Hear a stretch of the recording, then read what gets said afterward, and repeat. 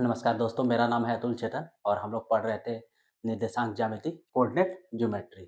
हम लोग पिछले क्लास में पढ़े थे समचतुर्भुज के बारे में कि समचतुर्भुज के अगर दो विकर्ण एक दूसरे को प्रतिच्छेद करता है तो लंबवत प्रतिच्छेद करता है, मतलब 90 डिग्री पर। उसका निर्देशांक निकालने के लिए सीख रहे थे, उसका कोऑर्डिनेट निकालने के लिए सीख रहे थे।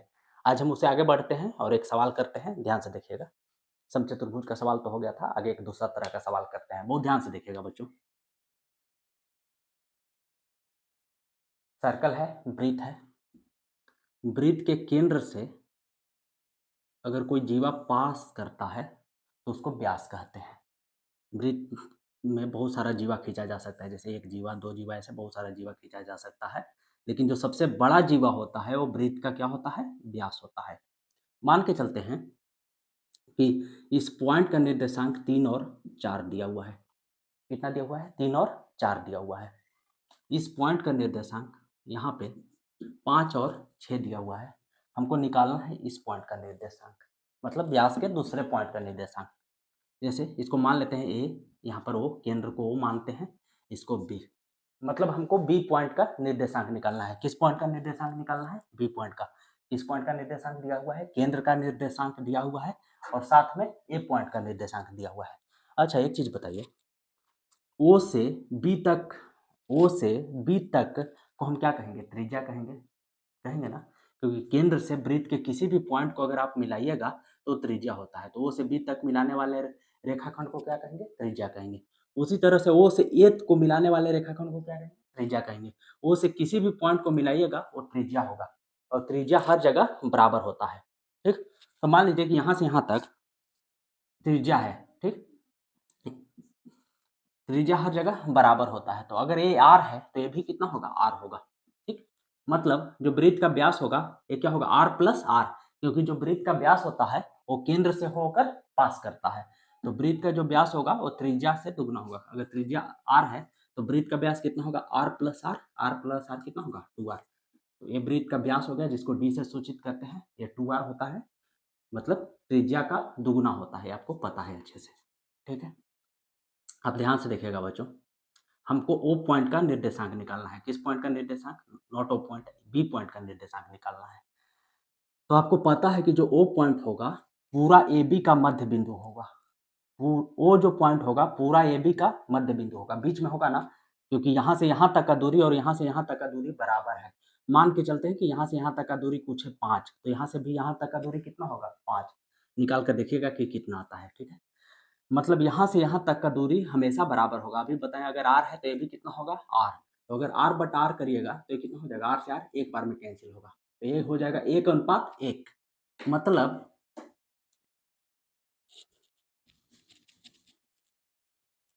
यहाँ से यहाँ तक की दूरी और यहाँ से यहाँ तक का दूरी बराबर है, और ये जो O पॉइंट है वो क्या है? मध्य बिंदु है। वो क्या है? मध्य बिंदु। और आपको हम मध्य बिंदु निकालने के लिए सिखाए थे। कैसे? ध्यान दीजिए, हम इसको अलग से बना लेते हैं। ए पॉइंट का निर्देशांक दिया हुआ है 5 और 6, बी पॉइंट का निर्देशांक हमको निकालना है, और मध्य बिंदु का इस पर निर्देशांक दिया हुआ है 3 और 4। तो मध्य बिंदु के निर्देशांक को हम क्या मानते थे? एक्स और वाई। मध्य बिंदु के निर्देशांक को हम मानते थे एक्स और वाई। इस निर्देशांक को क्या मानते थे? x1 और y1। इस निर्देशांक को क्या मानते थे? x1 और y1। और इस निर्देशांक को क्या मानते थे? x2 और y2। जो x है वो मध्य बिंदु का निर्देशांक है, तो x बराबर क्या होता था? x1 plus x2, x1 plus x2 बटा में 2। और जो y होता था, देखिए x होता था x1 प्लस x2 बटा 2, मतलब कि शुरुआत वाला x निर्देशांक होता था और बाद वाला क्या होता है? y निर्देशांक। और जो y होगा वो होगा y1 प्लस y2 बटा में 2। कोई दिक्कत नहीं। जो x निर्देशांक है वो 3 दिया हुआ है। कितना दिया हुआ है? 3 दिया हुआ है। कितना दिया हुआ है? 3 दिया हुआ है। ध्यान दीजिएगा, x1 कितना दिया हुआ है? 5 दिया हुआ है। x1 कितना दिया हुआ है? 5।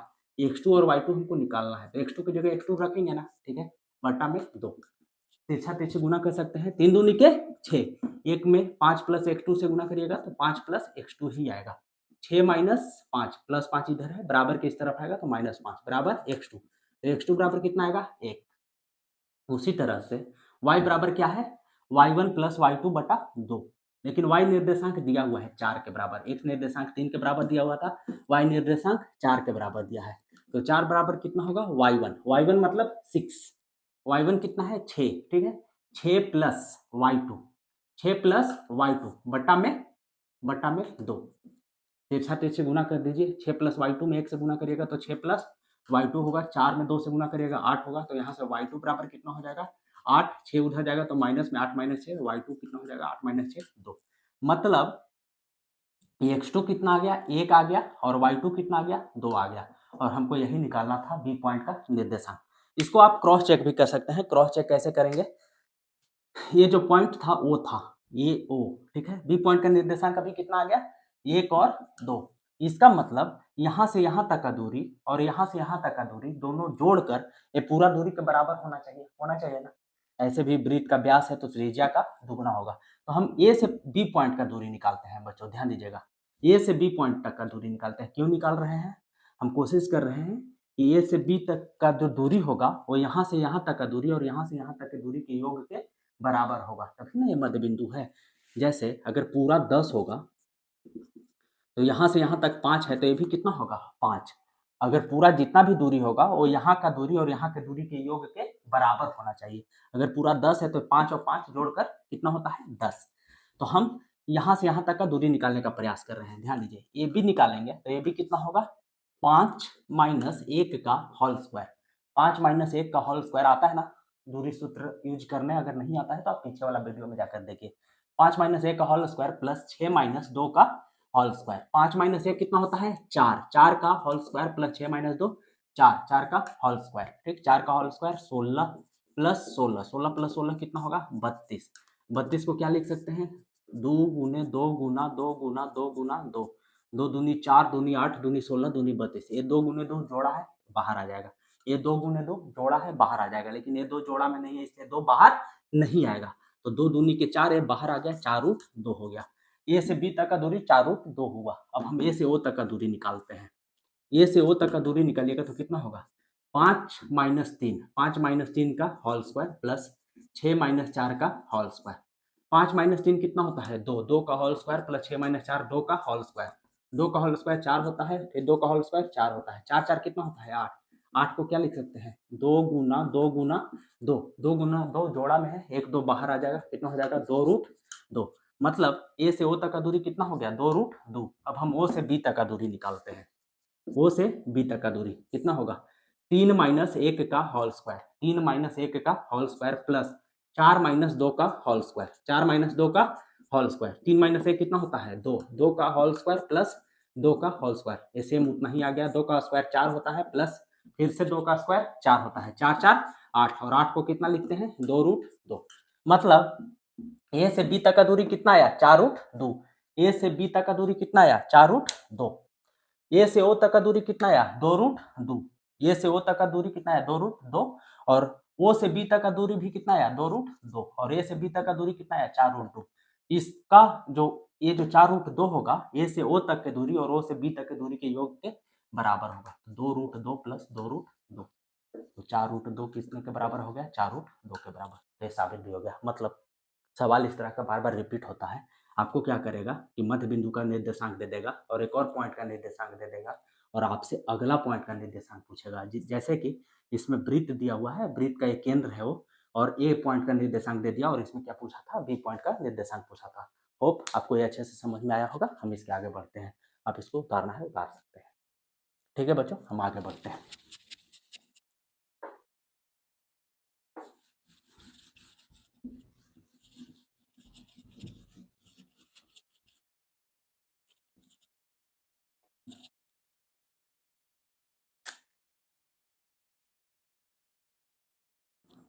गौर कीजिएगा, अगला ये चैप्टर पूरी तरह से आज खत्म होता है।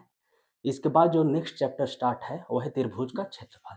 लेकिन त्रिभुज का क्षेत्रफल निकालने से पहले आपको कुछ बेसिक्स जानकारी होना चाहिए। वो बेसिक जानकारी क्या है वो हम पहले आपको सिखाते हैं। उसके बाद निर्देशांक ज्यामिति में त्रिभुज का क्षेत्रफल कैसे निकाला जाता है उसके बारे में हम लोग सीखेंगे। देखिए ध्यान दीजिए, हम एक आकृति बनाए हैं, ठीक है। इस आकृति को आप जानते हैं, पढ़े होंगे आप जूनियर क्लास में 6 7 8 में। इसको समलंब कहते हैं। क्या कहते हैं समलंब। इसको कहते हैं समलंब चतुर्भुज। समलंब चतुर्भुज इंग्लिश में ट्रेपीजियम कहते हैं। क्या कहते हैं इसको ट्रेपीजियम।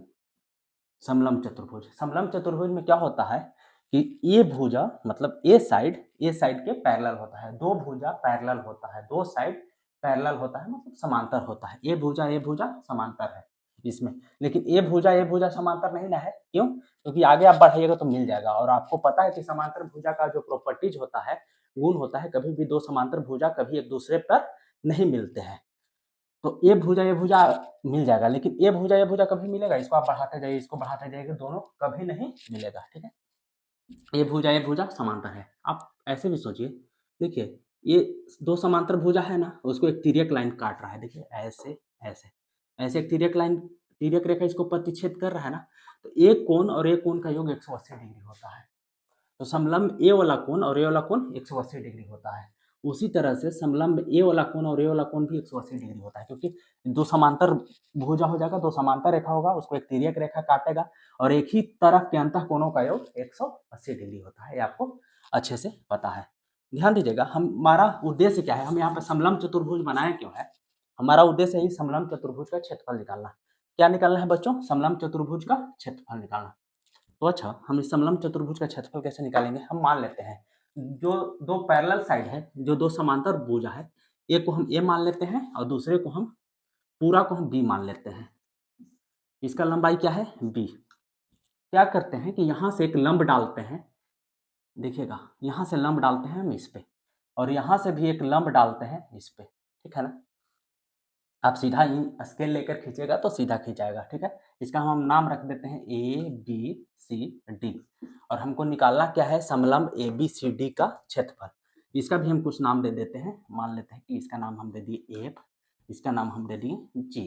ठीक है, अब गौर कीजिएगा कि, और मान लेते हैं कि यहाँ से यहाँ तक का जो लंबवत दूरी है, कौन सा दूरी? लंबवत दूरी। कौन सा दूरी? लंबवत दूरी। मतलब कि ये दूरी और ये दूरी तो आपस में बराबर होगा, बिल्कुल बराबर होगा। मान के चलते हैं कि ये जो दूरी है कितना ले ले, एच के बराबर है। किसके बराबर है? एच के बराबर। ठीक, तो हमको पूरा समलंब का क्षेत्रफल निकालने के लिए हमको क्या करना होगा कि इस त्रिभुज का क्षेत्रफल निकालना होगा। उसके बाद देखिए आयत बन रहा है ना, इस आयत का क्षेत्रफल निकालना होगा, साथ में इस त्रिभुज का क्षेत्रफल निकालना होगा, और तीनों क्षेत्रफल को हम क्या करेंगे? जोड़ देंगे, और जैसे ही जोड़िएगा पूरा का पूरा समलंब चतुर्भुज का क्षेत्रफल निकल जाएगा। मीन्स ट्रेपीजियम का एरिया आप फाइंड आउट कर सकते हैं। तो सबसे पहले हम क्या कर रहे हैं कि इस त्रिभुज का क्षेत्रफल निकालेंगे। ठीक, यहाँ से यहाँ तक का दूरी कुछ मान लीजिए। ठीक है, जो भी आपको मानना है, हम मान लेते हैं कि यहाँ से यहाँ तक का दूरी x है और यहाँ से यहाँ तक का दूरी y है। ठीक, कोई दिक्कत नहीं। ठीक, तो हम सबसे पहले त्रिभुज, देखिएगा ये जो त्रिभुज बन रहा है ए एफ डी, ये त्रिभुज बन रहा है ना, ए एफ डी, इसका क्षेत्रफल निकालने का प्रयास करते हैं। ए एफ डी का क्षेत्रफल, और आपको पता है कि जो त्रिभुज का क्षेत्रफल होता है वो होता है 1/2 गुने आधार गुने ऊंचाई। तो 1/2 गुने आधार गुने ऊंचाई, 1/2 गुने आधार गुने ऊंचाई। ठीक, तो 1/2 गुने आधार, तो आधार कितना है? यही ना त्रिभुज बन रहा है, तो आधार कितना है? डी से लेकर एफ तक का दूरी, और डी से एफ तक का दूरी कितना माने हैं? एक्स माने हैं। डी से एफ तक का दूरी कितना है? एक्स। और ऊंचाई कितना है? ऊंचाई मतलब ए से एफ तक का दूरी, और ए से एफ तक का दूरी कितना है? एच। ए से एफ तक का दूरी कितना है? एच। तो 1/2 में एक्स में एच से गुना करिएगा तो कितना हो जाएगा? एक्स एच बटा में 2। कोई दिक्कत नहीं। अगला हम क्या करते हैं कि आयत, देखिए ए बी जी एफ एक आयत बन रहा है, 90 डिग्री है, 90 डिग्री। ये भुजा जरूरी नहीं ना कि बराबर हो जाएगा, तो आयत बन रहा है क्योंकि आयत का आमने सामने का भुजा बराबर होता है। इसका ए भुजा के बराबर है, ए साइड के बराबर है, और ए भुजा का बराबर है। तो ए बी जी एफ एक आयत बन रहा है। तो आयत ए बी जी एफ का क्षेत्रफल कितना होगा? ध्यान दीजिएगा, आयत का क्षेत्रफल आपको पता है कि होता है लंबाई गुने चौड़ाई। इसमें लंबाई कितना है? बहुत ध्यान से देखिएगा, अगर ये लंबाई a है तो यहाँ से यहाँ तक का भी लंबाई कितना होगा? a। अगर ये लंबाई a है तो ये भी लंबाई कितना होगा? a, बिल्कुल a होगा। तो लंबाई है a और चौड़ाई है h, लंबाई है a चौड़ाई है h, तो आयत का क्षेत्रफल हो जाएगा a गुना h बराबर ah। त्रिभुज का क्षेत्रफल निकाल दिए, आयत का क्षेत्रफल निकाल दिए, और अब हम इस त्रिभुज का क्षेत्रफल निकाल रहे हैं। कौन सा त्रिभुज? ध्यान दीजिएगा, BGC का क्षेत्रफल।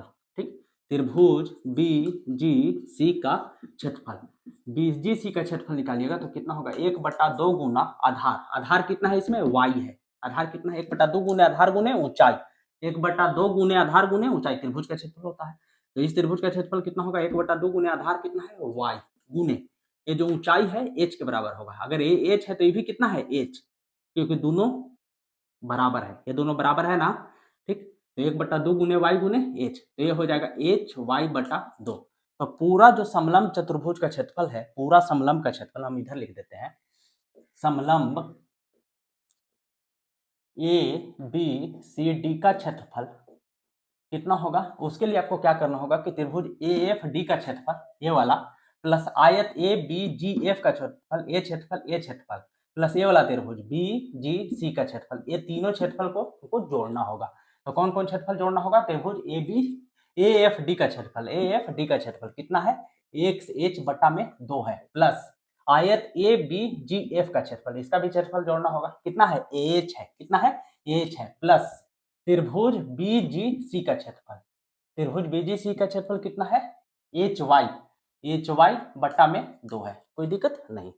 हम क्या करते हैं कि देख रहे हैं कि एच तीनों में शामिल है, यहाँ भी एच है, यहाँ भी एच है, यहाँ भी एच है, हम एच को कॉमन कर लेते हैं, एच को कॉमन कर लेते हैं, यहाँ पर बचेगा x/2 प्लस ए प्लस x/2 बचेगा, यहाँ से एच चला गया, यहाँ से भी एच चला गया, ए बचा, यहाँ से एच जाएगा तो क्या बचेगा y/2, कोई दिक्कत नहीं।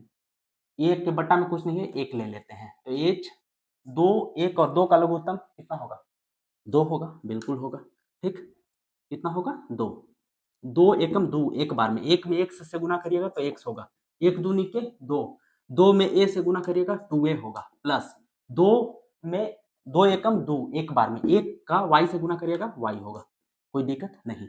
ये हो गया h/2, यहाँ पर x है प्लस 2a है प्लस y है, कोई दिक्कत नहीं, h/2। अच्छा, हम 2a को इस 2a को a प्लस ए लिख सकते हैं, क्योंकि a कितना होता है 2a होता है, इस 2a को a प्लस ए लिख सकते हैं, बिल्कुल लिख सकते हैं, प्लस y, ठीक है। अब गौर कीजिएगा, ये जो b पूरा जो b लंबाई था, ध्यान दीजिएगा, ये पूरा जो d से लेकर c तक के लंबाई को क्या माने थे b माने थे, और जो b था वो किसके बराबर था, यहाँ से देखिए पूरा जो लंबाई है d से c तक वो क्या माने थे b, और ये जो b लंबाई है वो किसके बराबर था x, यहाँ से यहाँ तक के लंबाई प्लस यहाँ से यहाँ तक के लंबाई प्लस यहाँ से यहाँ तक के लंबाई के जोड़ के बराबर था। तो यहाँ से यहाँ तक का लंबाई कितना था x, यहाँ से यहाँ तक का लंबाई कितना है a, और यहाँ से यहाँ तक का लंबाई कितना है y, ठीक है। पूरा जो b था किसके किसके लंबाई के जोड़ के बराबर था, जोड़ के बराबर था, यहाँ से यहाँ तक के लंबाई, यहाँ से यहाँ तक के लंबाई, और यहाँ से यहाँ तक के लंबाई के योग के बराबर था। तो जो पूरा b होगा वो होगा x plus a plus Y, x plus a plus Y, ठीक है, कोई दिक्कत नहीं।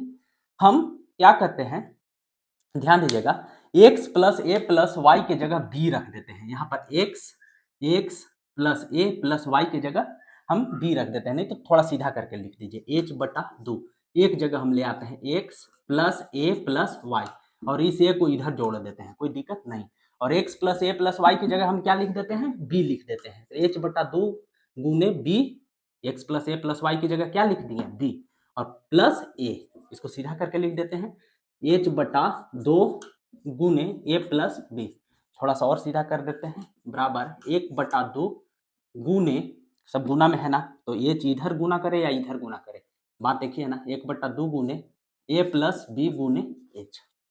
जो a था ये समांतर भुजा था, ये पहला समांतर भुजा ए बी था, और दूसरा क्या था सी डी या डी सी। तो ये जो सूत्र हो गया पूरा समलंब का क्षेत्रफल 1/2 गुने ये दोनों समांतर भुजा, दोनों पैरेलल साइड है इसका सम, ये दोनों पैरेलल साइड या समांतर भुजा का योग, गुने ऊंचाई मतलब ये दोनों समांतर भुजा के बीच का दूरी। समलंब का क्षेत्रफल निकालना है, कैसे निकाल रहे हैं, 1/2 गुने ये भुजा जो पैरेलल साइड है, ए साइड और ए साइड का योग, ये भुजा का योग, और साथ में दोनों के बीच का दूरी, ये दोनों के बीच का दूरी, तो 1/2 गुने पहला समांतर भुजा प्लस दूसरा समांतर भुजा ए प्लस बी, ठीक, गुने ये दोनों के बीच का दूरी है, ऊंचाई कितना है h, ये दोनों समांतर भुजाओं के बीच का दूरी, लंबवत दूरी कितना है h, ठीक है। आप इसको उतार लीजिए क्योंकि बहुत इंपॉर्टेंट है, इसी पर यूज करके अगला हम त्रिभुज का क्षेत्रफल कैसे आएगा वो हम साबित करेंगे। ध्यान दीजिए, इसको मिटाते हैं, ठीक है ना, कुछ लिख लिए होंगे आप।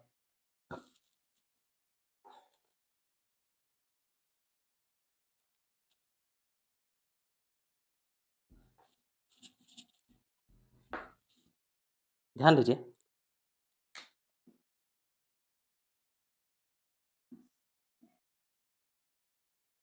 अगर मान लीजिए एक समलंब ऐसे है, ठीक, यहाँ का निर्देशांक मान के चलते हैं 5 और 0 है, ये 0 है, और ये निर्देशांक 14 और 0 है, ठीक। और ये जो दो समांतर भुजा है, ये समांतर भुजा मान लीजिए कि 5 और 6 है, और ये जो समांतर भुजा है ये 14 और 12 है, ठीक। तो हमको इस समलंब का क्षेत्रफल निकालना है। कैसे निकालेंगे, ध्यान दीजिए। समलंब का क्षेत्रफल अभी होता है ना 1/2 गुने समांतर भुजा का योग। दोनों समांतर भुजा, इसमें समांतर भुजा ए है और इसमें समांतर भुजा ए वाला है, ये दोनों पैरेलल साइड है, लेकिन ये दोनों समांतर नहीं है। ये साइड और ये साइड समांतर नहीं है, क्योंकि इसको आगे करिएगा तो मिल जाएगा। इसका हम नाम रख देते हैं ए बी सी डी का क्षेत्रफल, ठीक। तो क्या हो जाएगा 1/2 गुने समांतर भुजा, तो समांतर भुजा ए है और ए है, ठीक है। तो यहाँ से यहाँ तक का x में दूरी 5 है, ठीक। और ये जो y है, y कितने के बराबर है, 6 के बराबर। ध्यान दीजिए, ये x में कितना है 5 और ये y में कितना है 6। आपको सिखाया था ना कि अगर 5 6 लिखा हुआ है इसका मतलब है कि x में 5 है और y में 6 है। आपको हर एक वीडियो में बताए हैं 5 6 का मतलब है x में 5 है और y में 6 है। तो ये दूरी कितने के बराबर है, 6 के बराबर। ये दूरी कितने के बराबर है, 6 के बराबर है, ठीक। उसी तरह से देखिए, ये जो निर्देशांक लिखा हुआ है 14 और 12 लिखा हुआ है, इसका मतलब ये दूरी 14 है, मतलब मूल बिंदु से दूरी देखते हैं। मूल बिंदु से ये दूरी कितना है, x वाला 14, और ये जो y वाला दूरी है 12 है। y वाला दूरी कितना है 12, ठीक। तो समलंब का क्षेत्रफल होगा 1/2 गुने समांतर भुजा का योग। तो समांतर भुजा का लंबाई इसमें कितना है 6 है और इसका कितना है 12 है, क्योंकि ये भुजा और ये साइड समांतर भुजा है, मतलब AD और BC क्या है, पैरेलल साइड है, मतलब समांतर भुजा है। तो ये दोनों का योग, तो समांतर भुजा का योग कितना हो जाएगा 6 + 12, 6 + 12। उसके बाद क्या है, दोनों के बीच का दूरी। तो ये दोनों के बीच का दूरी कैसे निकालेंगे, यहां से देखिए मूल बिंदु से लेकर 14 जीरो है ना, इसका मतलब है कि ये दूरी कितना है 14 है। यहाँ तक का दूरी कितना है 14। यहाँ 5 जीरो है, इसका मतलब मूल बिंदु से यहाँ तक का दूरी कितना है 5। तो ये दूरी कितना होगा, ये दूरी पूरा 14 में से अगर इस 5 को घटाएंगे तो ये दूरी निकल जाएगा ना। पूरा 14 में से अगर इस 5 को घटाएंगे तो ये दूरी निकल जाएगा ना। पूरा 14 में से इस 5 को घटाएंगे तो ये दूरी निकल जाएगा ना। तो ये दूरी कितना हो जाएगा 14 - 5, 14 में से 5 घटा देंगे कितना बच जाएगा 9। ऐसे भी 5 जीरो 14 जीरो रहे तो डायरेक्ट आप 14 में से 5 घटा दीजिए, कितना हो जाएगा 9। तो दोनों के बीच का दूरी कितना हो गया 9। ये दूरी नहीं लेंगे, दोनों के बीच का लंबवत दूरी, ये दूरी कितना है 9, तो गुने 9। तो ये समलंब चतुर्भुज का क्षेत्रफल हो जाएगा 1/2 गुने समांतर भुजाओं का योग कितना है 6 + 12 18 गुने दोनों के बीच का दूरी। दोनों के बीच का दूरी कितना है 9, 2 9 18, 9 9 81। अगर मान लीजिए ये सेंटीमीटर में था रहता तो सेंटीमीटर स्क्वायर होता, नहीं तो वर्ग इकाई लिख दीजिए, वर्ग इकाई, क्योंकि क्षेत्रफल स्क्वायर यूनिट में होता है। तो बच्चों आपको समझ में आ गया होगा कि समलंब का क्षेत्रफल कैसे निकालते हैं। तो आज के क्लास के लिए इतना ही, मिलते हैं अगले क्लास में और कोशिश करेंगे त्रिभुज का क्षेत्रफल सिद्ध करने का। धन्यवाद।